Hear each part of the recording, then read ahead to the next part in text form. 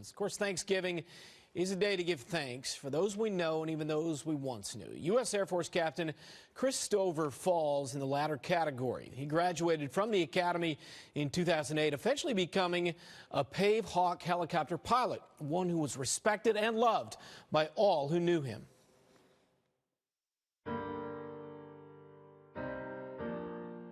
Chris was one of those people, you're going to like him, and you're going to want to be with him. You're going to want to be around him. You wanted to be on his team. His outlook on life was live life to the fullest, have as much fun as you can, and drag everybody with you and let them have fun too. Chris was a math whiz. You know, he was a straight A student. He was one of the best in high school, and you know, he chose the Academy. Chris loved to fly. Helicopters in particular because they do things. They help people. Flying helicopters and flying search and rescue was sort of that perfect blend of his love for flying and sort of this technical skill piece and being able to kind of challenge himself and push himself. They're combat ready, which means they fly with guns on their aircraft, which allows them to fly into combat to pull individuals out of different situations. He was deployed to Iraq. He was deployed to Afghanistan. His last deployment was to Sicily on a naval base. Chris had over 100 rescues during his time of deployments, and there were a few dogs along the way too. The work that they do is pretty critical in terms of being able to save lives of other individuals. That's actually the motto, Combat Search and Rescue, is these things we do that others may live. Chris was preparing to deploy to Afghanistan.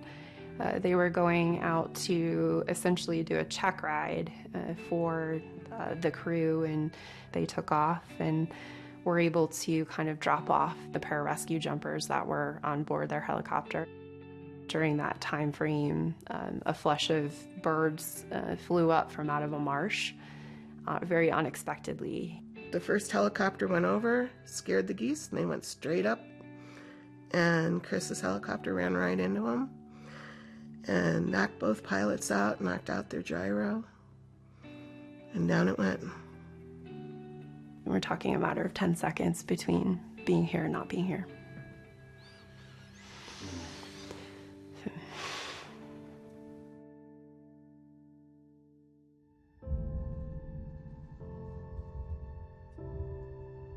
I think Chris's life represents, in a lot of ways, you know, that idea that others may live.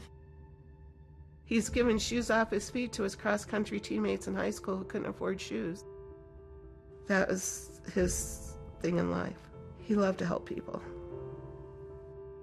He filled the glass. You know, it wasn't half full, it wasn't half empty, it wasn't empty.